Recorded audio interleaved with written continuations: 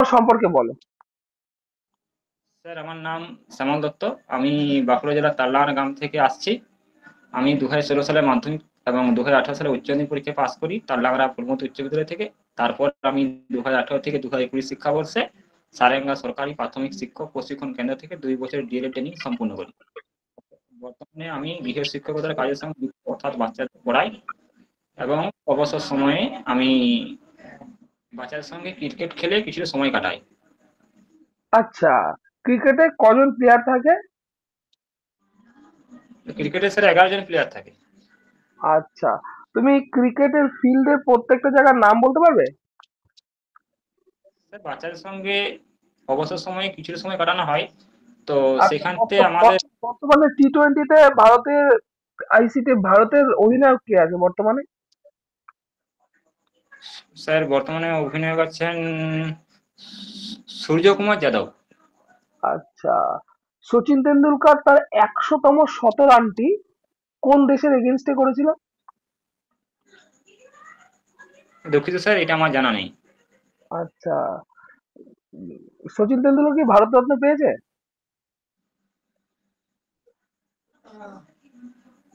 না স্যার। একজনের নাম বলো যে মরণোত্তর ভারতরত্ন পেয়েছিল।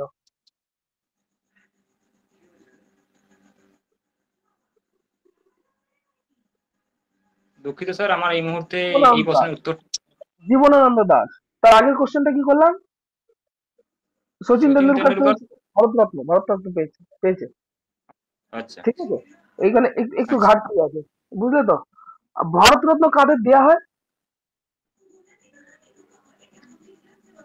স্যার, যারা দেশের জন্য কিছু অবদান রাখেন তাদেরকে দেওয়া হয়। তাহলে পদ্মশ্রীটা কাদের দেয়া হয়?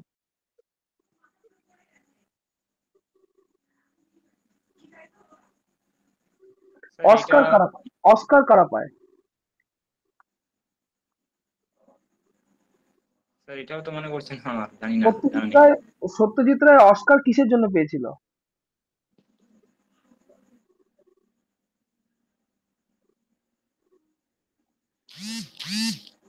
স্যার জানা নেই। আচ্ছা, একজন বিদেশি যিনি ভারতরত্ন পেয়েছিলেন ওনার নাম বলো তো। ফরেনার, তিনি ভারতরত্ন পেয়েছিলেন, তার নাম বলো তো। না স্যার, দুঃখিত, এটা আমার জানা নেই। আচ্ছা, ঠিক আছে। আইসিটির ফুল ফর্ম কি গো? Information and communication technology. একটু বিষয়টা বলো জিনিসটা।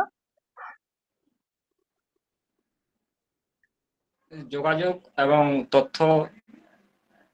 স্কুলের কোনো কাজ আছে? স্যার শুনতে পেলাম না, বলুন। স্কুলের কোনো কাজ আছে আইসিটির?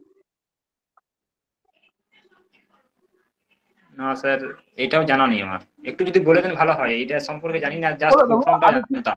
ফিডব্যাকে তুমি জিজ্ঞেস করবে, আমি ফিডব্যাকে বলে দেবো।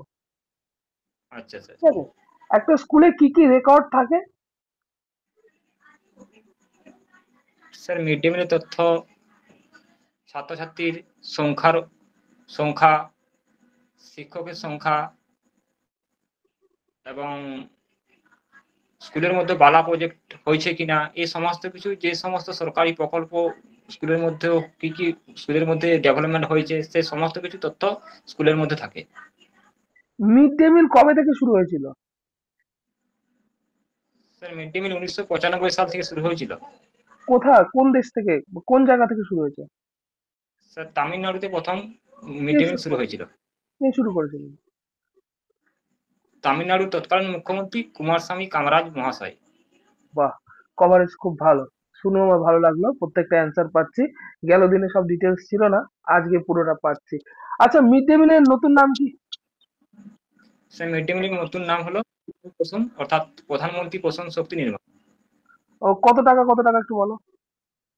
স্টেটের প্রাথমিকের কত? জন্য প্রাথমিকের জন্য 6 টাকা 78 পয়সা বরাদ্দ আছে, এবং উচ্চ মাধ্যমিকের জন্য 10 টাকা 17 পয়সা, যার মধ্যে কেন্দ্র সরকার দেয় 60% এবং রাজ্য সরকার দেয় 40%। আচ্ছা, এবং রাইট টু এডুকেশনে হ্যাঁ কত স্যার। বছরের বাচ্চার কথা উল্লেখ করা আছে? স্যার রাইট টু এডুকেশনে 6 থেকে 14 বছর বয়সী বাচ্চার কথা উল্লেখ করা আছে। আর ন্যাশনাল এডুকেশন পলিসি 2020-তে কি বলা আছে?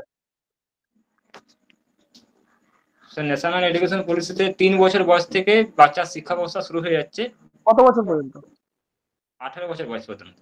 আর আগে 10+2 তে? স্যার ওটা আগে শিক্ষানীতি ছিল, ওখানে ক্লাস ক্লাস 1 থেকে ক্লাস 12 পর্যন্ত শিক্ষা ব্যবস্থার কথা বলা হয়েছিল, এবং সেখানে বয়সের সময়সীমা ছিল 16 বছর। 6 বছর থেকে 14 বছর। হুম, সরি স্যার, 6 বছর থেকে 18 বছর। আচ্ছা, ঠিক আছে। চলো, তোমার ইন্টারভিউ নিয়েছি, এবার বলো তোমার কিছু কোশ্চেন আছে কিনা। স্যার ওই ইনফরমেশন অ্যান্ড কমিউনিকেশন টেকনোলজি এটা সম্পর্কে। কমিউনিকেশন টেকনোলজি স্কুলে লাগবেই, ঠিক আচ্ছা। আছে? ইউডাইস প্রজেক্টে যখন আপলোড হয় না, ইউডাইস হুম। প্রজেক্ট, তখন তো কম্পিউটার দিয়ে হয়। এখন প্রত্যেকটা স্কুলে কম্পিউটার আছে। আচ্ছা। এটা হতে পারে অনেক প্রাইমারি স্কুলে যে খারাপ হয়ে পড়ে আছে, কিন্তু প্রত্যেকটা স্কুলে কম্পিউটারের কাজ আছে। টিচাররা তাদের মোবাইল দিয়ে করলেও স্কুলে কম্পিউটার আছে। কেন না, ইউডাইস, ইউডাইসে স্টুডেন্টের রেজিস্টারটা মেনটেন করতে হয়। তুমি যেটা বললে মিড ডে মিল, ওটা রেজিস্টার মেনটেন করতে হয়, ঠিক আছে? আচ্ছা। এই জায়গাটা একটু দেখতে লাগবে, আমরা নোটস পাঠাচ্ছি, আমাদের বইও আছে, সেটাও পেয়ে যাবে। এগুলো আমরা লিখে দিয়েছি সব ডিটেলসে, ঠিক আছে? আর কিছু জানার আছে? না স্যার, আর জানতে চাই আর যে একটু স্যার কভারেজ লাগবে, ইন্টারভিউতে। আর একটু সাবজেক্ট কভারেজ লাগবে। হ্যাঁ মানে তুমি যে স্যার, কথাগুলো ইন্টারভিউতে বলছো তো। তখন থেকে explain করছি তো, একটু সাবজেক্টের কভারেজ লাগবে। আচ্ছা, আর স্যার একটা জিনিস জানতে চাই যে আপনি একজন অ্যাজ এ ইন্টারভিউয়ার হিসেবে আজকের ইন্টারভিউতে মানে আপনার কতটা মনে হলো যে কতটা পাওয়ার যোগ্যতা অর্জন করেছি এই মুহূর্তে? আচ্ছা, তুমি বলো, আমি তোমাকে মানে তোমার এই কোশ্চেন এগেইনস্ট একটা কোশ্চেন করছি। ধরো, হুম, ধরো হুম। একটা ইন্টারভিউয়ার তোমার ইন্টারভিউ নিচ্ছে, ঠিক হুম। আছে? তিনি টি শার্ট পরে হুম। নিচ্ছে, তাতে তোমার কি করণীয়?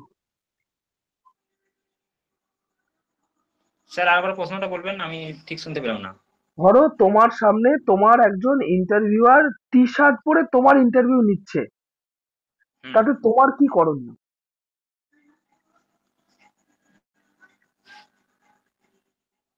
কিছু কি করতে পারবে তুমি? না স্যার। কিছু করার নেই তো, ইন্টারভিউয়ার তো, হুম।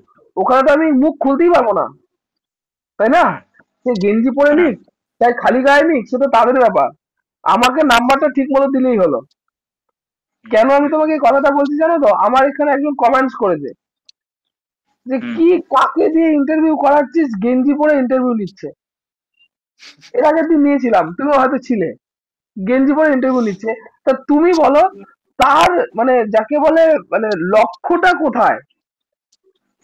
আমি যেই নি, তোর তো প্র্যাকটিসটা হয়ে যাচ্ছে, আমি যেই হুম। হই, আর তুই আমাকে কিছু বলতে পারবি? আমি ইন্টারভিউয়ার তো, তুই আমাকে কিছু বলতে পারবি? আমি একদম। খালি গায়েও যদি বসে থাকি, বল, একদম। একদম। তাই না? তা সুতরাং এই সমস্ত ব্যাপারে মানে কি হয় বলতো, নিজের লক্ষ্যটা মানে নিজের ফোকাসটা না ডাইভার্ট হয়। আমি যদি হুম। মানে ইন্টারভিউ রুমে গিয়ে বসে দেখি ইন্টারভিউয়ার যিনি ডিস্ট্রিক্ট ম্যাজিস্ট্রেট, তিনি গেঞ্জি পরে ইন্টারভিউ নিচ্ছে, আমি ভাই কি করব? আমি সেটা থেকে হুম। কি করব বলো? আমার হুম। ফোকাসটা থাকবে যে স্যার যে কোশ্চেন গুলো করবে সেগুলো যেন আমি পুঙ্খানুপুঙ্খ উত্তর দিয়ে আসতে পারি, নইলে তো আমার রক্ষা নেই, হুম। তাই না? একদম। তোমার তোমার তোমার ক্লাসগুলো আমার খুব ভালো লেগেছে, তোমার বিশেষ করে আমার ক্লাসটা ভালো লেগেছে। তোমার এই আচ্ছা। যে ডেমো টিচিংটা আমার খুব সুন্দর লেগেছে, ঠিক আছে? আচ্ছা স্যার। কিন্তু আগের বারও বলেছি, এবারও বলছি, আরো কম্প্যাক্ট করতে হবে, মানে আরেকটু দরকার হলে ফাস্ট বলতে হবে। আর আচ্ছা। লেসন প্ল্যানটা যখন শুরু করবে না, যদি পারো একটা বোর্ড ম্যানেজ করে এই শ্রেণী তারিখ এইগুলো একটু লিখে প্র্যাকটিস করবে, তাহলে কি বোর্ড ওয়ার্কটাও হবে, প্লাস প্র্যাকটিসও হবে। কেননা তুমি যখন আচ্ছা বোর্ডে স্যার। লিখবে, তখন ডান হাতে চক নেবে, বাঁ হাতে কিন্তু ডাস্টার থাকবে, একদম। ঠিক আছে? তাই এইগুলো কিন্তু জানা হবে না তোমার, যদি এই প্রিপারেশন না নিয়ে নাও আগে থেকে। বা আচ্ছা। তোমাকে যদি মার্কার দিয়ে লিখতে দেয়, ঠিক আছে, এবার মার্কার দিয়ে লিখছো, মার্কার দিয়ে লেখাটা এমনই, তুমি 2-4 দিন প্র্যাকটিস না করলে না, তুমি প্রথমবার লিখছো দেখে ধরে নেবে। আচ্ছা। নেক্সট, যদি ইন্টারেক্টিভ প্যানেলে তোমাকে লিখতে দেয়, তখন তুমি জানবেই না কিভাবে লিখতে হয়।